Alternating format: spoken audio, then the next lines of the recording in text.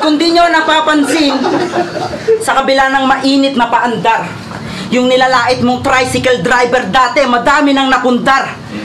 Kaya maraming salamat, boss, sa mga binigay mong puhunan.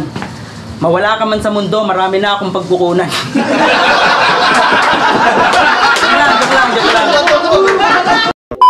Pero bossing, alam mo bang magmula nang tinanggap ko tong laban namin, ako'y nakaramdam ng isang masamang pangitain. Araw-araw, ang pangit ng araw ko kung iisipin. Kasi lahat naman ng naitulong mo sa akin, respeto ang aking ibinalik. Ni minsan di kita ginawan ng masama, pero bakit? Kailangan mo kong pakitaan ng pangit.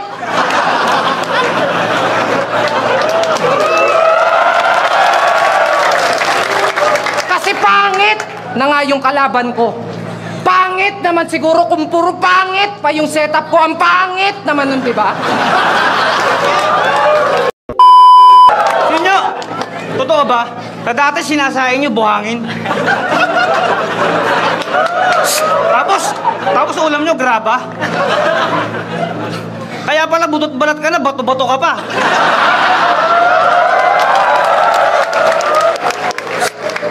Paano yan pagka tumain na kayo?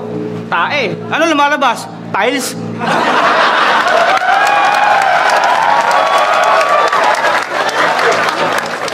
Pasusunod, suggest ko pagkakain ka ng buhangin tsaka graba, sama mo yung pala. Para pagtae mo, bahay na.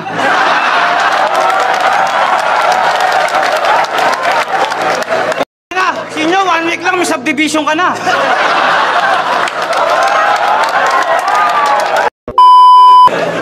Pamilyang payatot, madaling araw pumalaot, nawala yung balanse ng bangka kasi si tatay kumamot.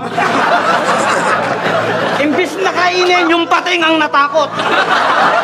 20 magkakapatid siya kasi sa pinutol na kumot. Sa sobrang payat ninyo, hindi to tatamaan ng bala sa gera. Marami tong pwedeng gawin, kaya nito magtago sa pintura. Yung line na to, malamang mga gamers lang yung mag-react. Kasi sa sobrang itim mo, mukha kang karakter sa games na hindi pa na-unlock.